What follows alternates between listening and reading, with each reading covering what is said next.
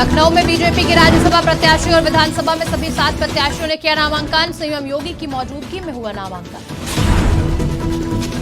2 दिवसीय दौरे पर गोरखपुर पहुंचे सीएम योगी आदित्यनाथ। सामूहिक विवाह योजना कार्यक्रम में हुए शामिल।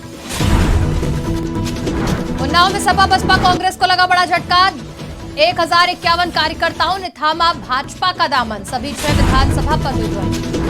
कौशाम्बी में पंचायत सचिवों द्वारा सरकारी धन का दुरुपयोग। ऑडिट रिपोर्ट में खुलासे के बाद डीपीआरओ ने दिए वेतन से रिकवरी किया। लखीमपुर खीरी में अराजक तत्वों ने खंडित की बुद्ध की प्रतिमा। बुद्ध की प्रतिमा खंडित होने पर ग्रामीणों में आक्रोश। नमस्कार, स्वागत है आपका आज की खबर में। मैं हूं आपके साथ रागिनी सिंह राठौर। रुक करते हैं उत्तर प्रदेश की बड़ी खबरों का। अमरोहा में पुलिस और शातिर अपराधी के बीच मुठभेड़ हुई, जहां मुठभेड़ में शातिर अपराधी के पैर में गोली लग गई, जिसे पुलिस ने गिरफ्तार कर लिया और इलाज के लिए अस्पताल में भर्ती कराया। जानकारी के मुताबिक शातिर अपराधी कई आपराधिक मामलों में वांछित चल रहा था। रहरा थाना पुलिस और एसओजी टीम ने मुखबिर की सूचना के आधार पर शातिर अपराधी को मुठभेड़ के बाद गिरफ्तार किया। टीम के साथ छपना लालापुर रोड पे चेकिंग कर रहे थे। चेकिंग के दौरान एक व्यक्ति मोटरसाइकिल से आता दिखाई दिया, जिसे रोकने का संकेत दिया गया, जिसके द्वारा पुलिस पर फायर किया गया और हिनौता रोड की तरफ भागा। पुलिस द्वारा आत्मरक्षा फायर किए जाने पर एक गोली उसके पैर में लगी। घायल को नजदीक जाकर देखा तो उसने अपना नाम फूल कुंवर पुत्र नन्हे निवासी उजारी बताया गया है, जो कि कुख्यात बदमाश है, जिसपे विभिन्न जनपद के विभिन्न थानों में लगभग 12 आपराधिक मुकदमे दर्ज हैं। बदायूं में संदिग्ध परिस्थिति में महिला की मौत का मामला सामने आया, जहां घटना की सूचना मिलते ही मौके पर पहुंची पुलिस ने मृतका के शव को पोस्टमार्टम के लिए भेज दिया। वहीं मायके पक्ष ने ससुरालियों पर जहर देकर हत्या करने का आरोप लगाया है। इधर पोस्टमार्टम के बाद ससुराली जन शव लेकर जा रहे थे। इसी दौरान रास्ते में कलेक्ट्रेट तिराहे के पास मायके वालों ने उनसे शव को छीन लिया, जिसके चलते वहां जाम के हालात बन गए। जिसके बाद सिविल लाइन्स पुलिस मौके पर पहुंची और किसी तरह बीच बचाव कराया। देवरिया के प्राथमिक विद्यालय के पास प्रांगण में राष्ट्रीय ख्याति प्राप्त पंडित राघवेंद्र शास्त्री ने भागवत कथा के चौथे दिन रामकथा सुनाई। इस दौरान भाजपा महिला मोर्चा सदस्य अर्चना पांडे ने पंडित राघवेंद्र शास्त्री को पुष्प अर्पित किया और भागवत कथा के चौथे दिन रामकथा सुनी। इस तरह का आयोजन तो जिस गांव में होता है वो तो है ही है। आसपास के कहते हैं कि वो एरिया भी के लोग बहुत सौभाग्यशाली होते हैं जहां भगवान की ये श्रीमद् भागवत कथा होती है, और आप लोग भी बहुत सौभाग्यशाली हैं जो इस कथा में शामिल होने का सौभाग्य मिला है। दर्शक तो मतलब सुन जाते हैं कथा, तो वो पहुंच जाते हैं, उनको बुलाने की जरूरत नहीं पड़ती है। और मैं तो ये कथा पूरा एकदम सारा 9 दिन की कथा मैं सुनी हूँ, और इससे इतना ज्ञान मिलता है कि यदि आप ये कथा सुन ले तो मुझे लगता है कि पूरे जीवन का सार आपको इस कथा में मिल जाएगा। मेरा ये अपना स्वयं का अनुभव है। और इस कथा के बाद ये पूरे एरिया में जो एनर्जी भगवान की मिलेगी, जिसको मैं महसूस की हूँ, वो अद्भुत होगी।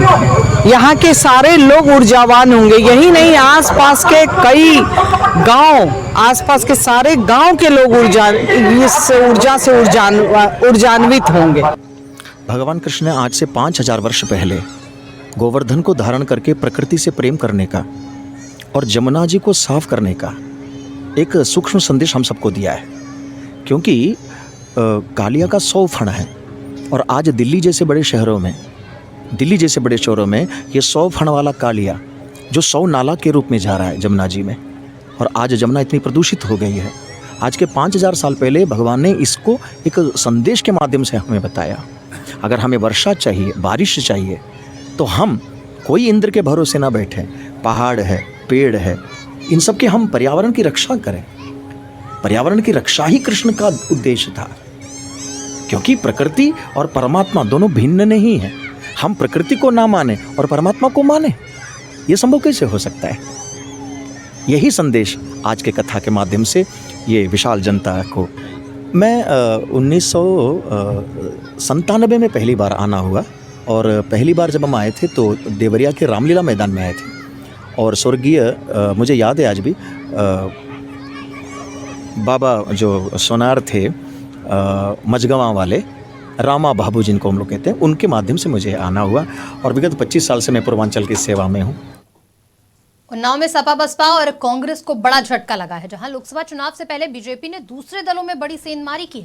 बता दें कि उन्नाव के भाजपा कार्यालय में बीजेपी ने दूसरे दलों के नेता और कार्यकर्ताओं को बीजेपी ज्वाइन करवाया है, जिसमें प्रधान, बीडीसी, पूर्व प्रधान और प्रबुद्धजनों सहित सैकड़ों लोगों ने बीजेपी ज्वाइन की। उन्नाव जिले की सभी 6 विधानसभाओं में 1051 लोगों ने बीजेपी ज्वाइन की। इस दौरान बीजेपी जिला अध्यक्ष और बीजेपी विधायक ने सैकड़ों लोगों को मुख्यालय स्थित पार्टी कार्यालय पर भाजपा को ज्वाइन करवाया।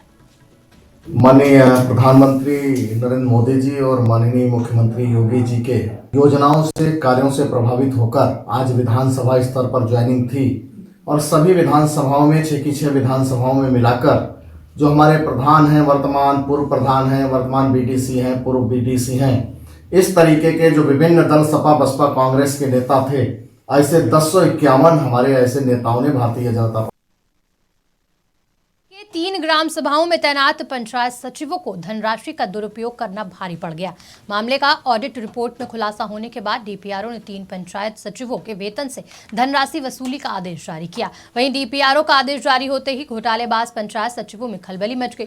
बता दें कि उमरछा गांव में तैनात पंचायत सचिव धर्मेंद्र कुमार पांडे द्वारा वित्तीय साल 2014-15 में विकास के धन का दुरुपयोग किया गया था, जिसका ऑडिट के दौरान रुपयों का गबन पाया गया। इसी तरह नेवादा ब्लॉक के दुर्गापुर गांव में वित्तीय वर्ष 2014-15 में तैनात रहे पंचायत सचिव कमलाकांत मिश्र पर रुपए का दुरुपयोग ऑडिट में मिला। वहीं इसी ब्लॉक को घोषिया गांव में वित्तीय वर्ष 2015 और 14 में तैनात रहे सेक्रेटरी कमलाकांत पर रुपयों का दुरुपयोग भी पाया गया।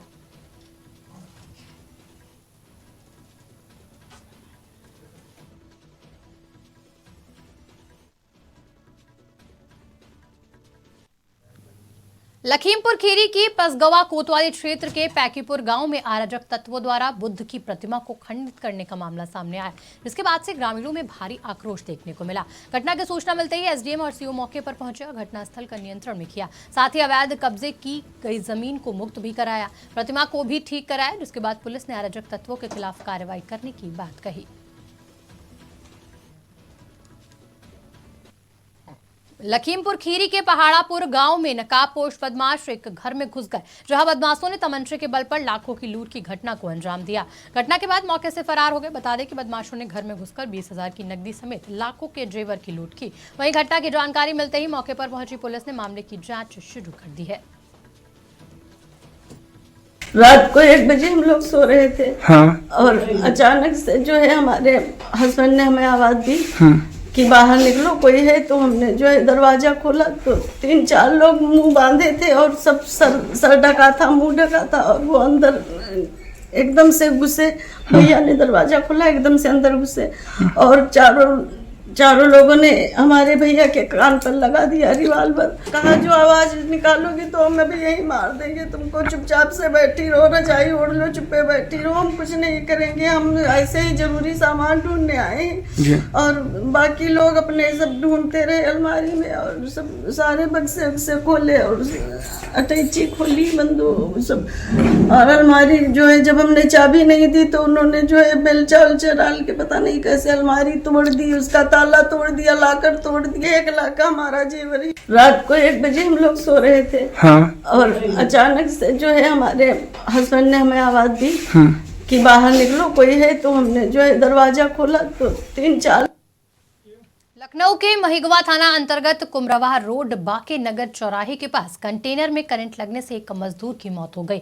बता दें कि पास की फैक्ट्री से भाड़ा लेकर गुजरात जा रहे कंटेनर में 11,000 वोल्टेज बिजली का तार टच हुआ, जिससे कंटेनर में करंट दौड़ गया। वहीं ड्राइवर और एक मजदूर ने किसी तरह कंटेनर से कूदकर अपनी जान बचाई, जबकि दूसरे मजदूर का हाथ कंटेनर में छू जाने से वो करंट की चपेट में आ गया, जिससे मजदूर बुरी तरह झुलस गया और उसकी मौत हो गई। वहीं मौके पर पहुंची पुलिस ने शव को कब्जे में लेकर पोस्टमार्टम के लिए भेज दिया और मामले की जांच में जुट गई।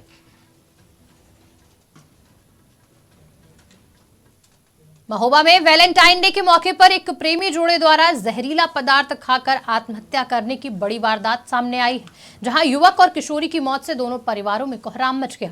बता दें कि इंटर में पढ़ने वाली छात्रा सीमा का गांव के ही रहने वाले सुरेंद्र से कई सालों से प्रेम प्रसंग चल रहा था। दोनों के अलग अलग समुदाय से होने के चलते परिजन प्रेम में रोड़ा बन गए थे, जिससे आहत प्रेमी जोड़े ने वैलेंटाइन डे पर एक साथ जीने मरने की कस्में खाकर आत्महत्या कर ली।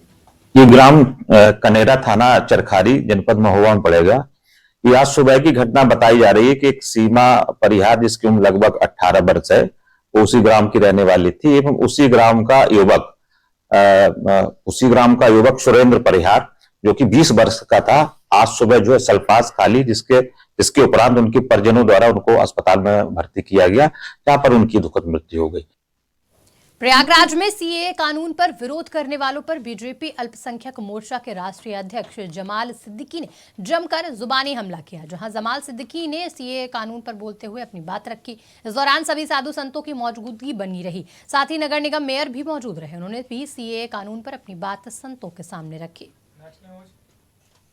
प्रयागराज के बांकीपुर में बूंदाबांदी के दौरान गिरी आकाशीय बिजली की चपेट में आने से एक महिला और एक बच्ची झुलसकर अचेत हो गई, जबकि एक गाय की मौके पर ही मौत हुई। वहीं घटना की सूचना पर परिजन मौके पर पहुंचे और दोनों घायलों के इलाज के लिए सामुदायिक स्वास्थ्य केंद्र में भर्ती कराया। जानकारी के मुताबिक महिला और बच्ची अपने घर के दरवाजे के सामने खड़ी थी, तभी अचानक आसमान से आकाशीय बिजली गिरी। आकाशीय बिजली की चपेट में आकर दोनों झुलस गए।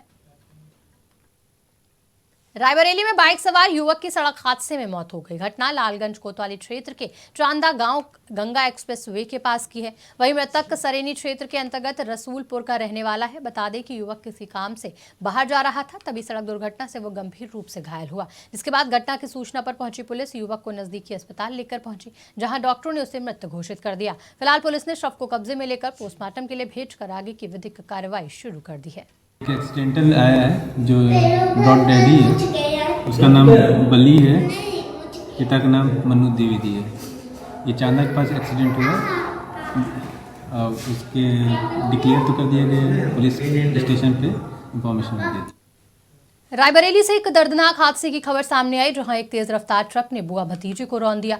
वहीं टक्कर इतनी जोरदार थी कि मौके पर ही दोनों की दर्दनाक मौत हो गई। घटना के बाद ट्रक ड्राइवर मौके से फरार हो गए, जिसके बाद घटनास्थल पर मौजूद लोगों ने हादसे की सूचना पुलिस को दी। पुलिस ने मौके पर पहुंचकर शव को कब्जे में लेकर पोस्टमार्टम के लिए भेजा और मामले की जांच शुरू कर दी। फिलहाल बुलेटिन में इतना ही। देश की तमाम खबरों के लिए देखते रहिए आज की खबर।